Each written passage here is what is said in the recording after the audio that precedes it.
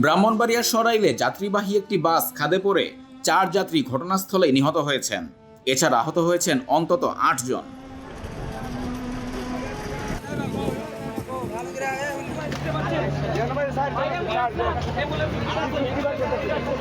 আজ সোমবার দুপুর 12:30টার দিকে উপজেলার শাহবাজপুর ইউনিয়নের বৈশামুরা বাগ এলাকার ঢাকা সিলেট মহাসড়কে এ দুর্ঘটনা ঘটে।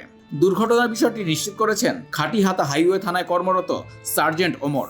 আহত পেয়েছি 8 জনকে হাসপাতালে পাঠিয়েছি। এর মধ্যে হাসপাতাল কর্তৃপক্ষ নিশ্চিত করতে হবে কতজন মারা গেছে। তবে আমরা আসার পর গাড়িটা হবিগঞ্জ থেকে ব্রাহ্মণবাড়িয়া সদরের দিকে যাচ্ছিল। দুর্ঘটনা কবলিত বাসে অন্তত 40 থেকে 50 জন যাত্রী ছিলেন।